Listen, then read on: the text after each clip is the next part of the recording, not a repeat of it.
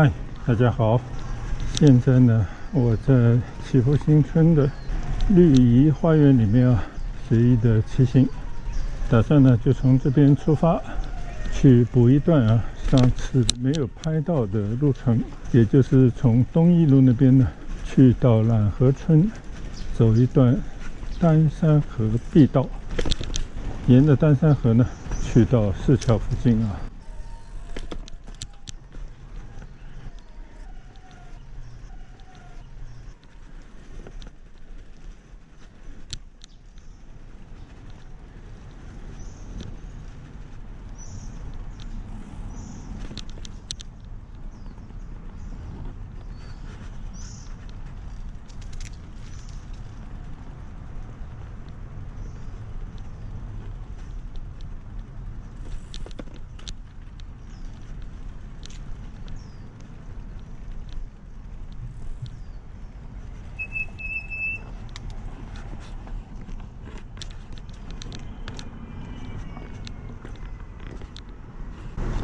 从绿怡花园一出来呢，迎面的就是祈福英语实验学校啊。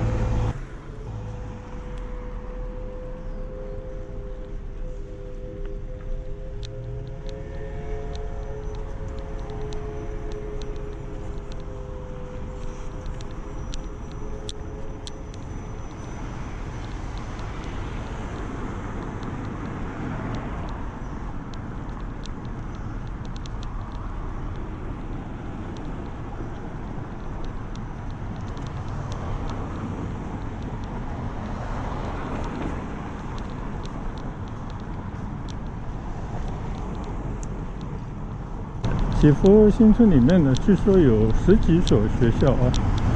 我也没有去数过。确实呢，在各个居住点的附近呢，有不少的学校啊，有些呢是以祈福新村命名的，也有一些呢可能以投资者的名字命名的。总之呢，确实不少。但是最著名的呢，就是祈福英语实验学校，因为呢，它里面的教育形式够多元化，除了有双语学校之外呢，还有国际部啊，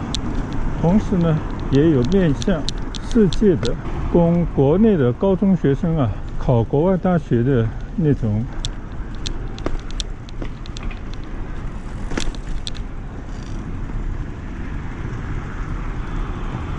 特别的班。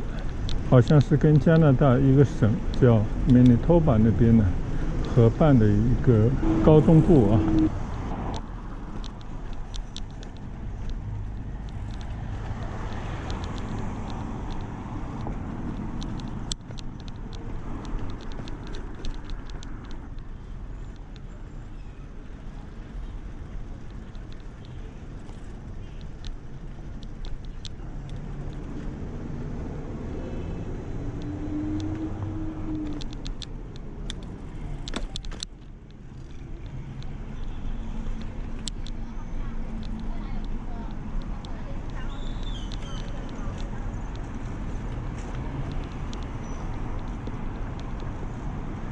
现在呢，我已经骑出村来，迎面的呢就是祈福新村缤纷汇1期的这些楼房和下面的商铺啊。从缤纷汇呢连了一个连廊到祈福英语实验学校。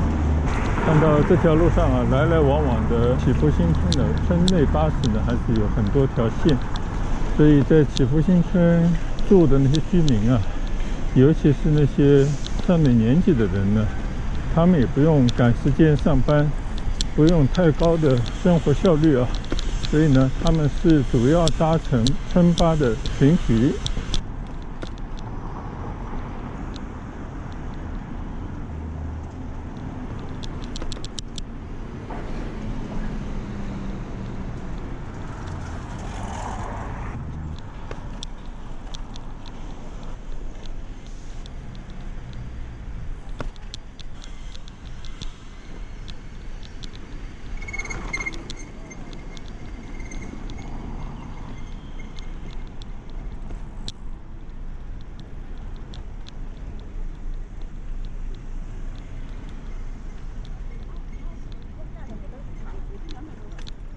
转眼呢就来到了祈福新村的旧区的大门啊。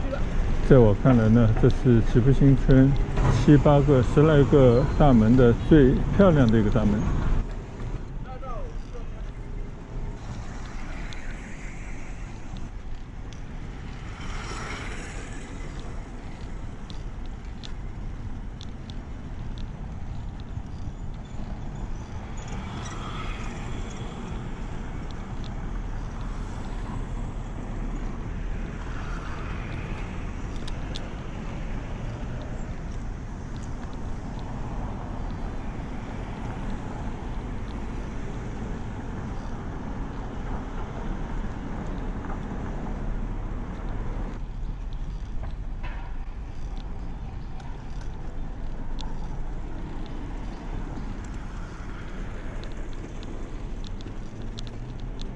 现在呢，我继续贴着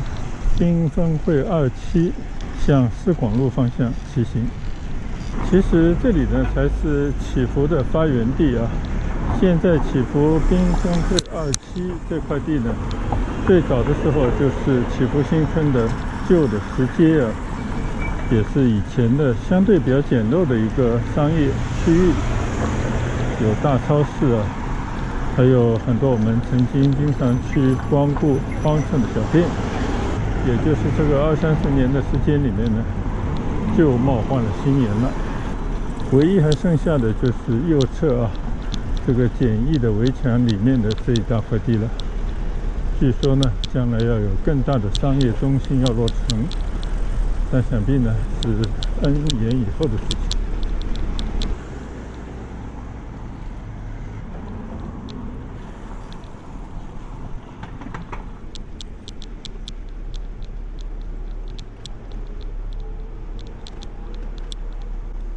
今天呢，趁着气温不高啊，29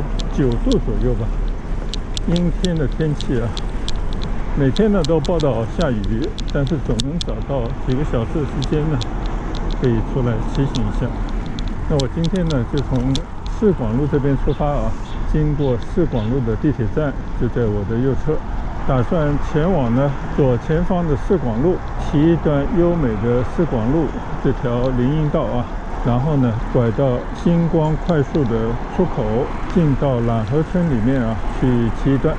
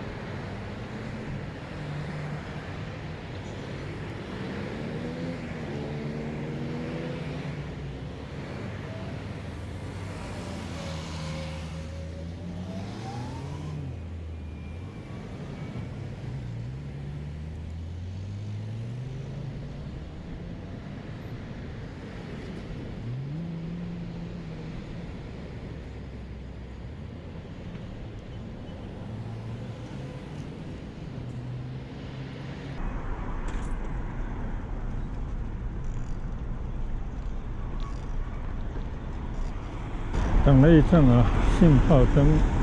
免不了呢要对这个道路的系统啊，稍稍的做一番议论啊。我前一阵子在上海那边骑行呢，也是从不适应到适应，最后呢就觉得上海那边的做法还是相当的不错啊。也就是说，上海的非机动车，包括自行车的骑行啊，你按照的还是跟汽车一样的交通规则，它可以跟着转向灯来和汽车有同样的路权，而对于行人道，你就必须要推行。也就是说呢，它把那些非机动车啊，还是跟行人呢做了明确的区分，因为毕竟呢，两个轮子也是车。一旦你适应了这样的交通规则以后呢，你就完全按照汽车行进的规则来办，效率呢就会比行人要高，但同时呢也是有法可依啊，有规可循。而广州这边呢，我就发现啊，不知道要依照哪一种规则啊，因为很多的路呢，它其实并没有非机动车道啊。这也是广州交通比较混乱的地方的主要原因之一。像现在我骑行在这条东一路上，我只能在人行道上骑行，否则的话呢，就没有办法向前了。第二呢，它并没有一个明确的非机动车的一种骑行的指引。我的理解呢，它可能就把它归于行人一样的这样的行走路线啊，所以它也不知道用什么样的规则来规范这些非机动车的骑行啊。也正因为此呢，非机动车啊、自行车出行呢，就不知道应该按照什么样的道路、什么样的规则骑行，而整个道路呢，完全就是服从汽车的路权啊。这个呢，我觉得从原则上是错误的啊。任何一个国家的交通规则啊，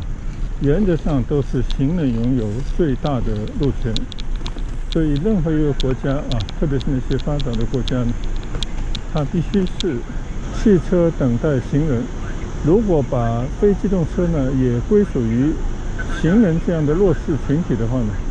那它必须汽车也要停让非机动车啊，这个是一个最基本的原则。但是呢，我刚刚看到在过四广路这条繁忙的马路的时候呢，它把人行道上的红绿灯啊，完全设置成一种附属于汽车通行的转换方式啊。所以你有时候过了一段行人道啊，你前方呢照样还有一个红灯等着你，而不是说完整的开放让行人先通过啊。当然也包括很多的非机动车，包括电动车、自行车呢等候在那里啊。所以我觉得这个是有点奇怪的一种感觉。而最近呢，广州啊，围绕着市中心是否要禁非机动车啊，当然主要应该是那些电单车分时段出行啊，结果呢就激起了很大的反响。因为呢，很多普通的老百姓啊，他还是要依靠这些非机动车出行，还有很多呢那些送外卖、送快递的送货员、送餐员呢，更是离不开这些非机动车。虽然呢，这些非机动车确实有时候不遵守交通规则，或者有时候它也无法可依，因为并没有很多的道路呢可以让它自由的行驶啊，所以这就造成了很多的这些交通的事故，经常在路上呢会险象环生啊。所以呢，出于出行安全的考虑啊，为了保护行人的出行，同时呢，我想也有给机动车让道的意思，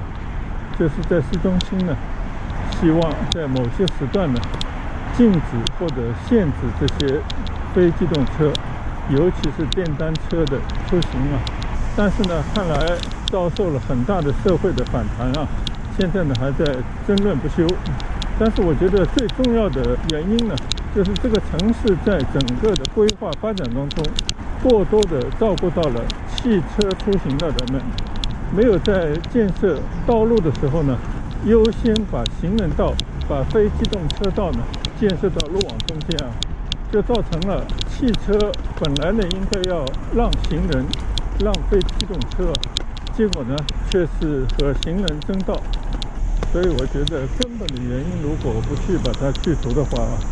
一味的禁止这些非机动车，或者说在这些交通规则规划，还有呢在信号灯的设置方面更多的偏向机动车，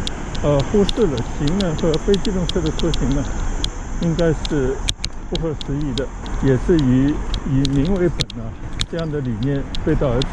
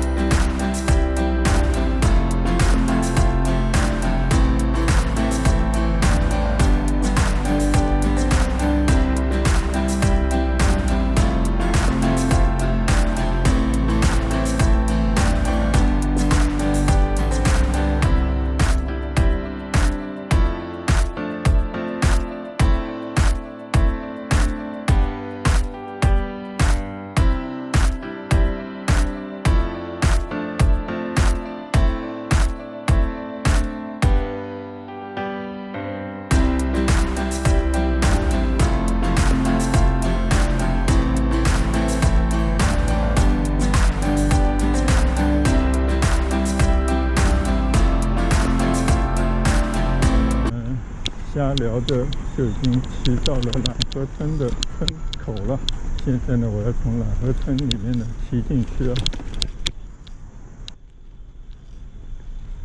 这是一处星光快速下快速路的地方的一个乡村，但是明显的呢，这边也已经开始城市化或者呢就变成了一个城中村。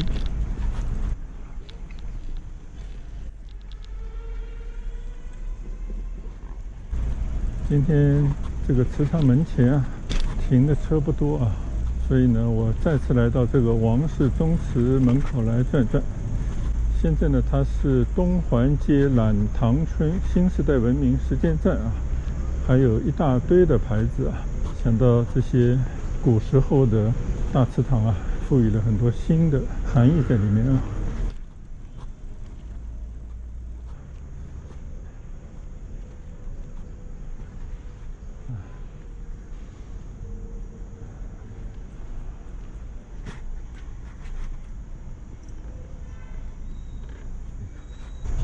到了这边呢，我们也来看，从这个对联来看太原两晋家生远，揽塘山葵世则长。那我的理解，他们的祖先应该从太原那边过来的。山西的大槐树呢，据说是中国很多姓氏，尤其南方姓氏的老祖先大概是讲的这个意思啊，当然我没有确认过。这边会有一个很高的门槛啊，这个门槛也太高了吧！朱树堂，一进门呢就是一个影壁，其实就是一个天井啊。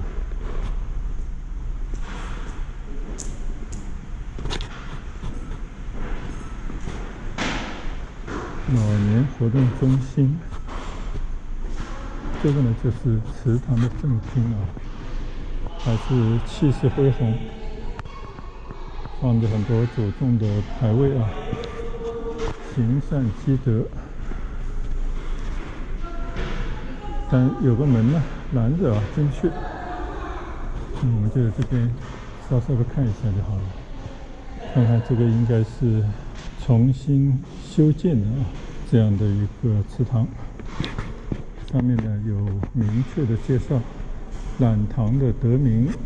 家族的过往的概貌啊，还有就是王姓族人的传记。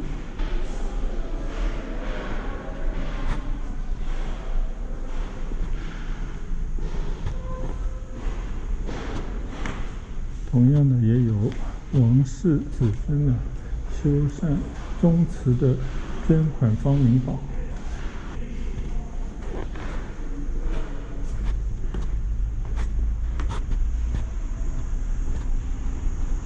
我不知道这个览堂村里面还有多少个宗祠啊，可能是王姓人家为主的地方吧。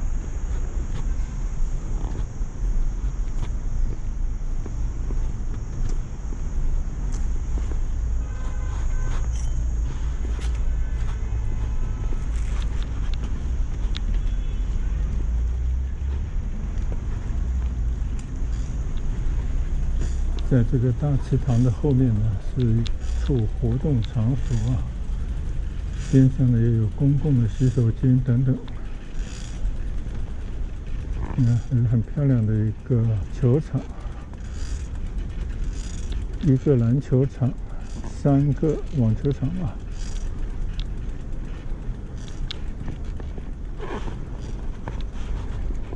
后面的半山腰呢，就有很多的工厂了。而围墙外面呢，就是这个村里的老百姓的住所了。我还是第一次啊，到这个王氏祠堂的后面来转一圈。不管怎么说呢，这个村里老百姓啊，也有一个活动场所。刚才看到老年活动中心里面呢，就有很多人在打麻将了。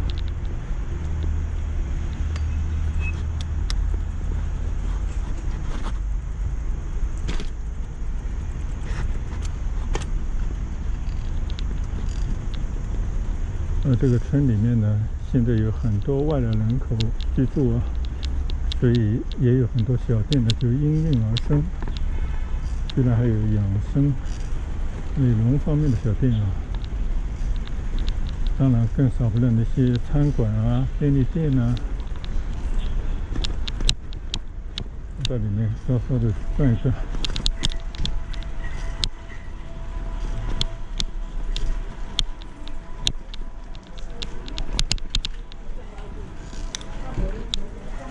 这边呢有一个览堂幼儿园，应该是村里的一个幼儿园啊。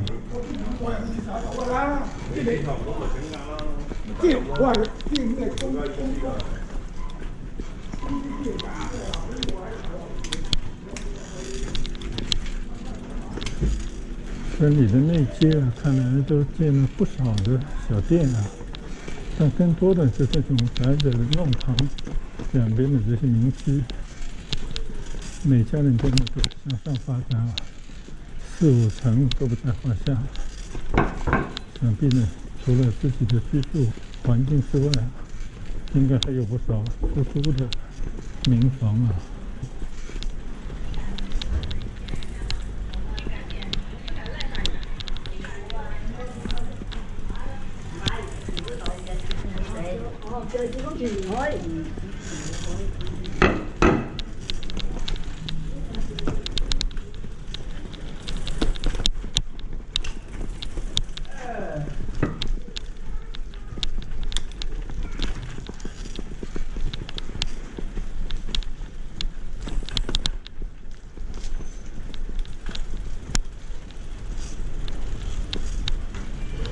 每次经过一座村庄呢，就会到里面去稍稍的转一圈啊，看看现在这些农民啊，其实应该都变成市民了吧？他们的居住生活的环境啊，我可以想象啊，比起以前来讲的话呢，新一代的农民呢，变成城镇居民的这些人呢，生活比以前上几代人应该已经强了不少啊。但毕竟来讲的话呢，这个生活的状态啊，还是可以看到以前的很多痕迹啊，或者来到了他们的村委会，这边呢也有很多的工厂啊，对面就是一家制衣厂。但是这种劳动密集型的产业啊，还能够维持多久啊？真是很难说啊。所以如果不转型的话呢，可能就会面临着经济的停顿啊。但如果要发展成高科技啊，这些产业呢，这些工厂应该都会被搬走。以这种城中村为生的劳动密集型的这些外来务工人员呢，就会离开这里啊。剩下的呢，就是没有新的人口补充的旧村庄。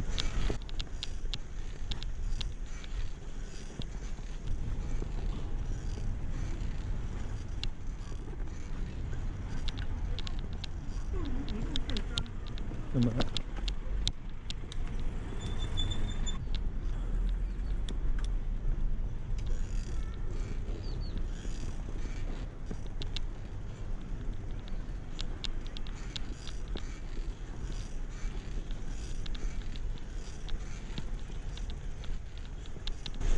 现在呢，我已经骑到了懒塘村边上的一条碧道，叫丹山河碧道啊。以前呢也来骑行过好多回。前一阵子呢，我回到广州以后啊，第一时间就到这边来进行了骑行。结果那一段拍摄的视频呢，因为电池出了一些故障啊，就没有录到。所以我今天呢，其实朋友一番啊，也是补录一下那一段的遗失的视频。这条绿道呢，是我非常喜欢的一条绿道。它不但供周围的村民、老百姓啊，在这边休闲、晨运、餐后的闲步啊，同时呢，也是一个非常好的骑行的线路。尤其是些在现在那种酷暑时节啊，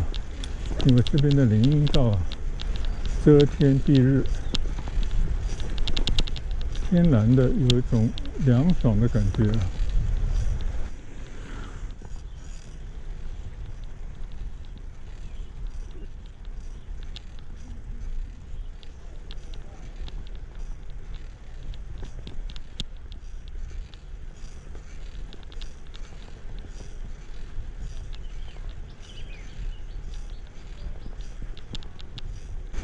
盛夏时节啊，出来骑行真的是要看天骑行啊。天气太热啊，超过34、45度呢，就不适合骑行。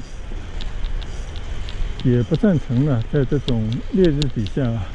冒着中暑的风险出来骑行。广州的夏天呢，多雨啊，雷阵雨呢是经常的事，所以在这种下雨天气呢，出于安全考虑啊，而且人被淋湿了呢，也很不舒服，所以呢，也不大适合出来骑行。那么去掉这些时段呢，能够找到骑行的时段就不是那么多了啊，所以经常要见缝插针。每天呢都要看一看啊天气预报，在哪个时段呢有那么几个小时啊，像今天这样的阴天，就可以出来转一转，感受一下大自然的气息啊。还有呢，在路上遇到很多来来往往的人，沾染一些人气啊。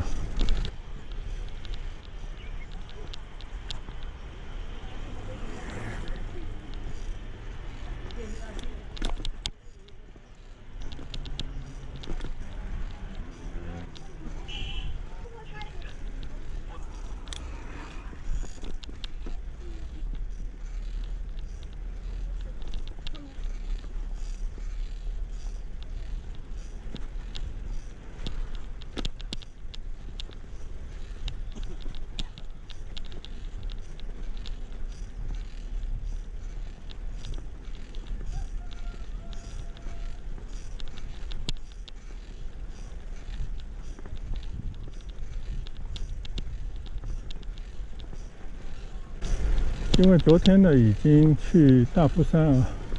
进行了一次越野的骑行，在大夫山森林公园里面，从南门骑到了北门，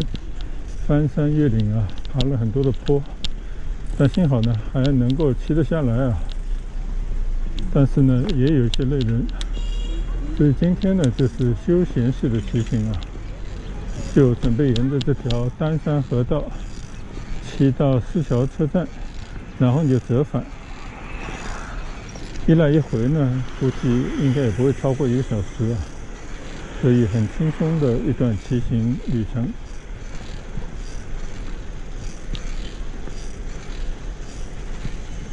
上次呢已经呢走过这条道啊，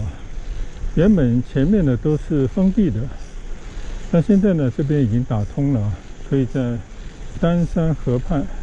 沿着这条小道呢一直往前骑行。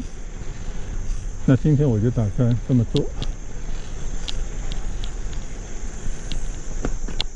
不知道为什么这边停了那么多车啊，变成个停车场了，怎么搞的？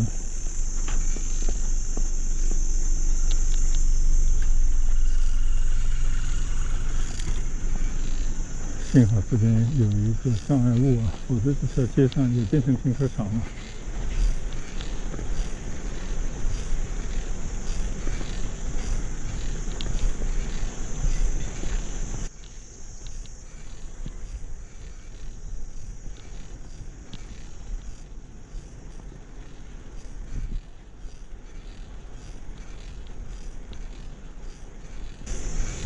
现在我们眼前看到的这些建筑呢，都已经有些陈旧啊。它就是距离市桥市中心大概5-6公里方圆之内的一些老房子，很普通的一些居民的房子啊。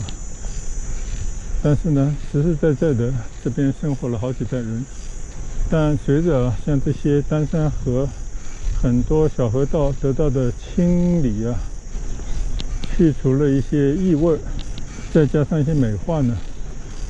这种旧房子呢也慢慢变得更适合居住了啊。其实中国人到现在经过几十年的发展啊，真的从绝对数量上来讲已经不缺房子了，缺的什么呢？是好的居住环境啊。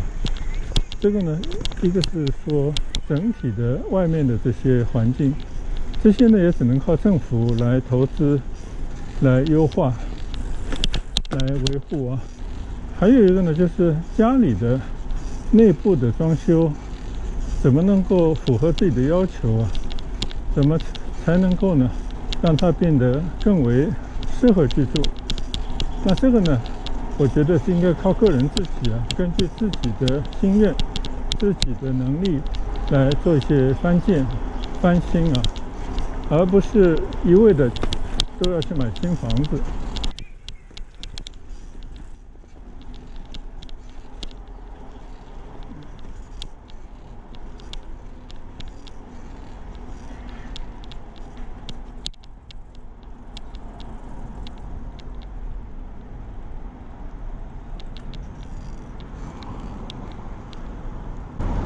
上一次呢，我是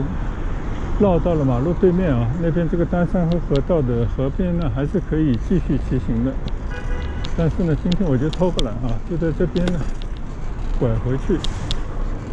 在刚刚骑过了这条道路的对侧啊，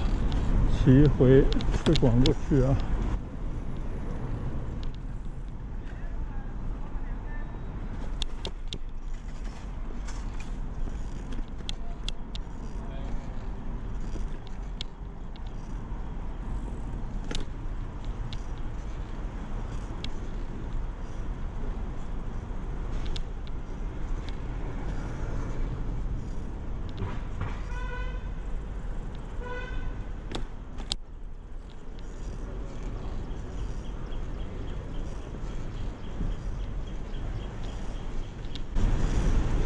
现在各个村子呢都各自为政啊，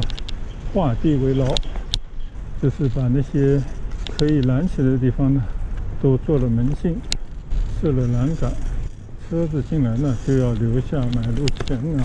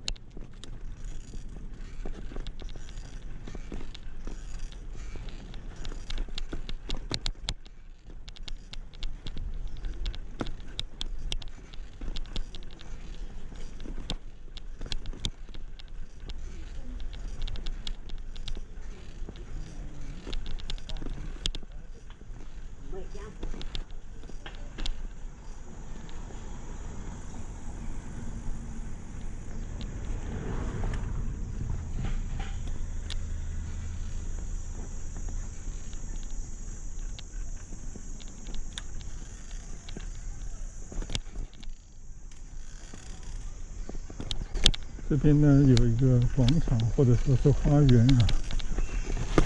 村民的休闲之地。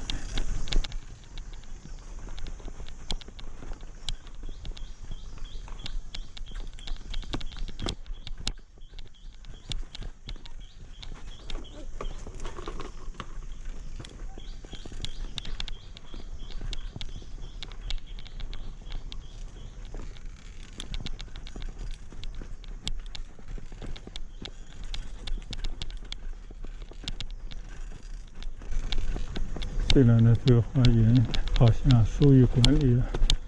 很多设施呢都已经残旧了，但是呢，依然不失为一片农民啊，他们还是可以到这边来聚众、闲聊、散散步的地方。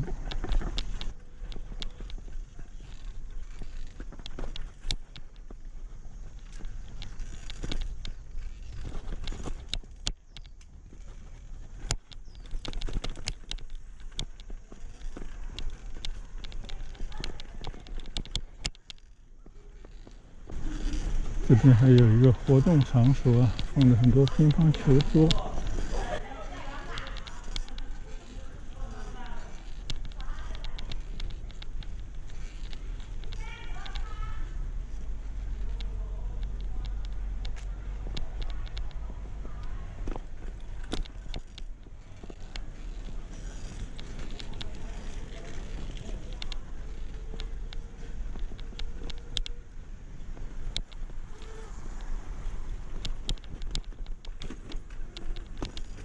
虽然呢，这种建设啊带来的村民生活的变化呢，是一个缓慢的过程啊。那不管怎么说呢，你只要经过了很长时间呢，还是可以看到这些地方在发生不断的变化。只不过身在其中呢，可能这种感知就会比较迟钝一些了。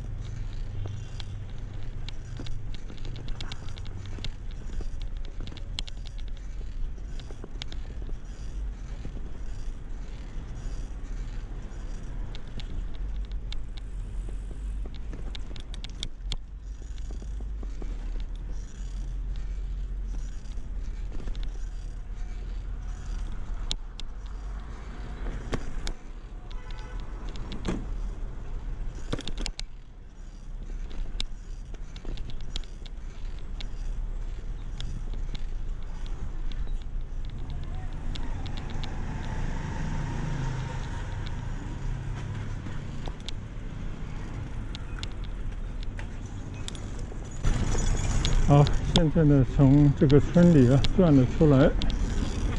准备呢继续右拐到丹山河道边上的这条碧道再去骑行一段。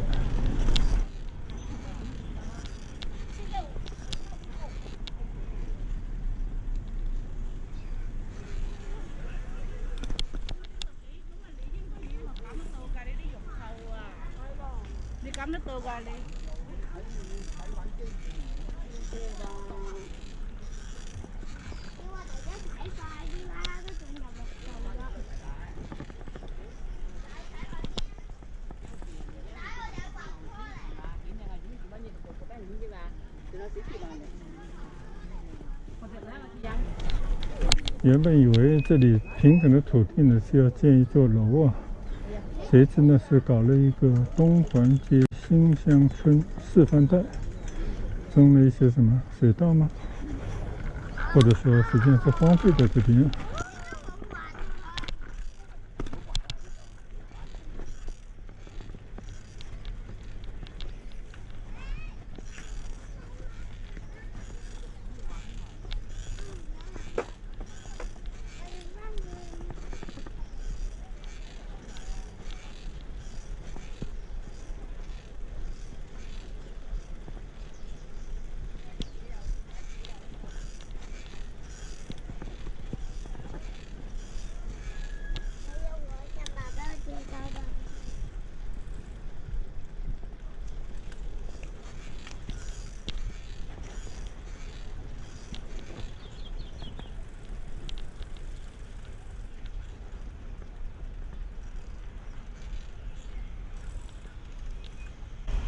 这田里呢有一片火龙果的田啊，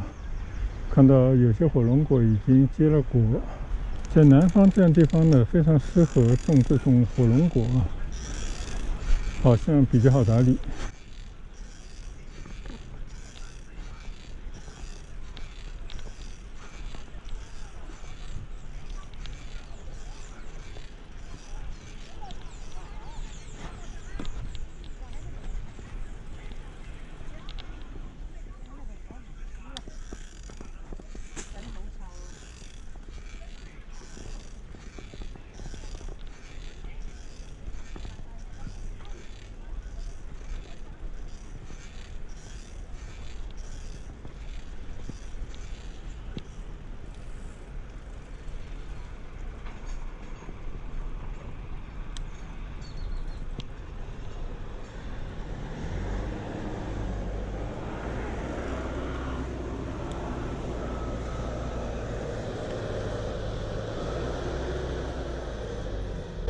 近距离的看这些拖拉机的生产土地。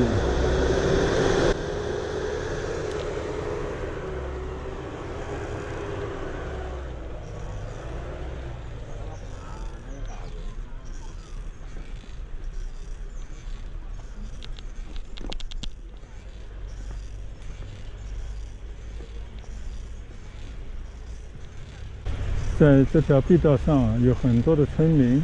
有上了年纪的长辈啊，也有年轻的父母，尤其是年轻的妈妈们，带着他们的孩子在这边纳凉休闲。小孩子呢，在这边做一些适合他们的运动。在这样环境里面成长起来的孩子啊，对大自然应该会有一种天然的亲近感。这些呢都是暑假能够见到的光景啊，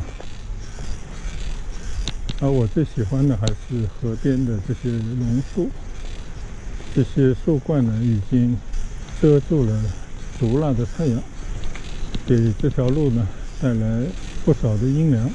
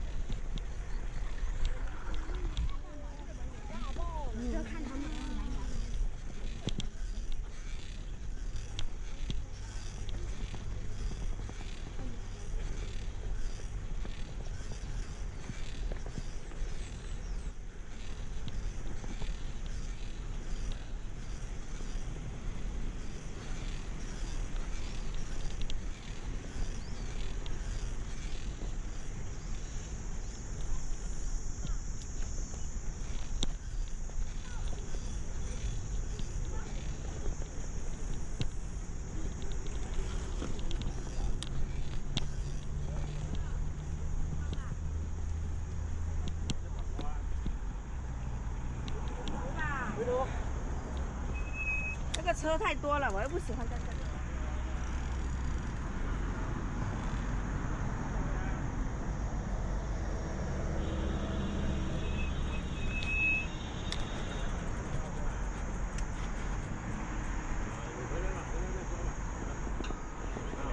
你回来再说哈。出门要注意点啊，出门要注意点啊。你没有开车去吧？你没有开车去吧？对了啊，太远了啊，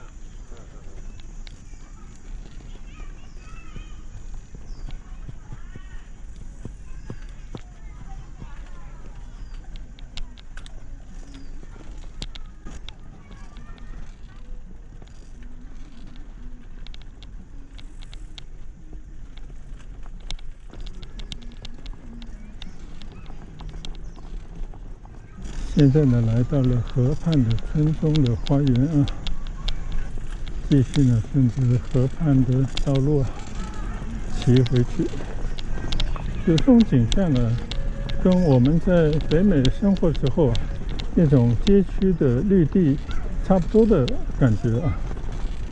就是让大家呢离开自己的小家，到一个更大的空间呢去做一些社交，孩子们呢结伴的游玩，就大概这种意义吧。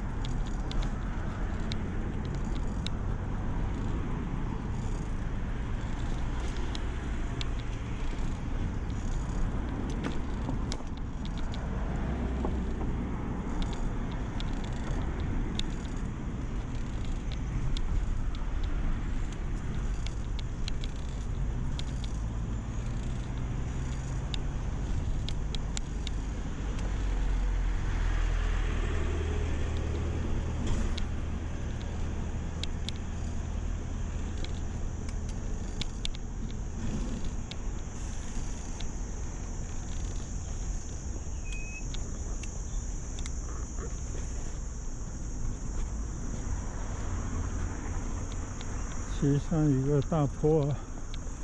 前面实在骑不动，推着车走一段。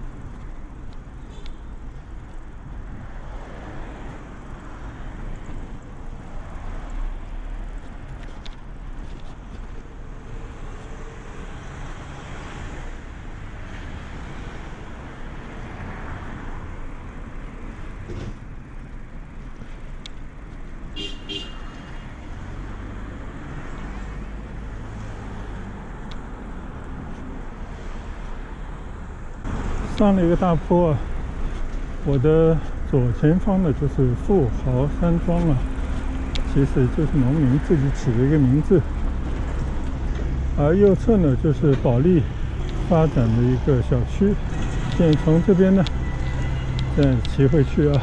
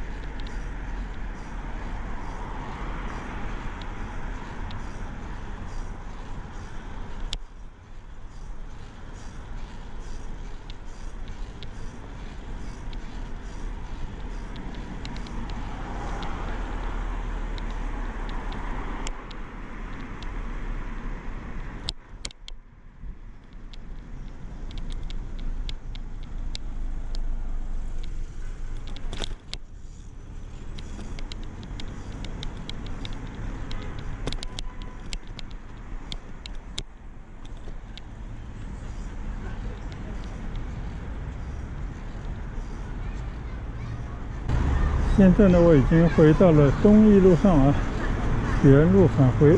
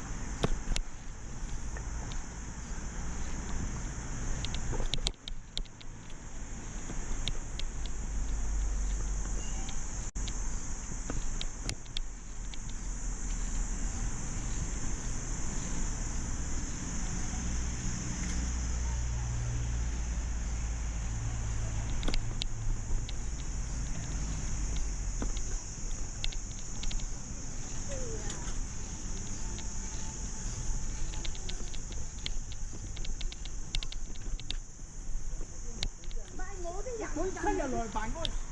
來辦嗰個。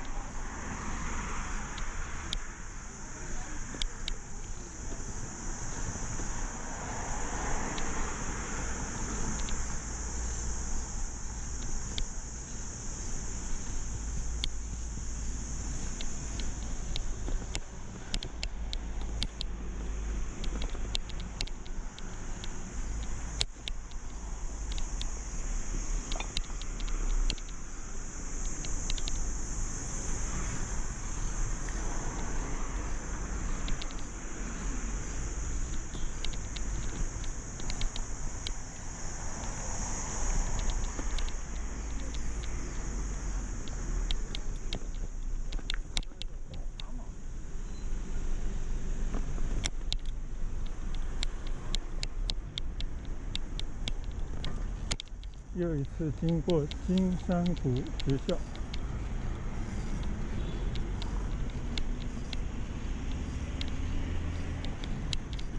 前方呢就是市广路了啊。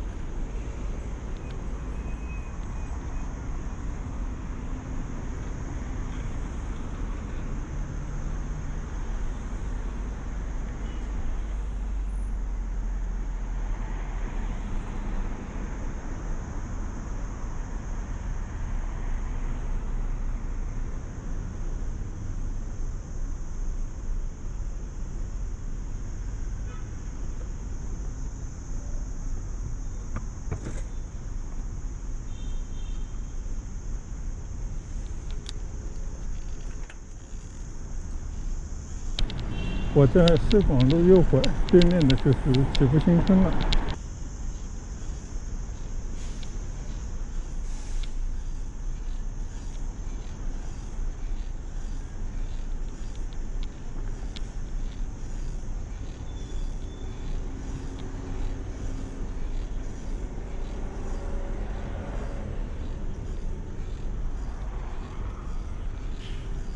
到了市广路呢，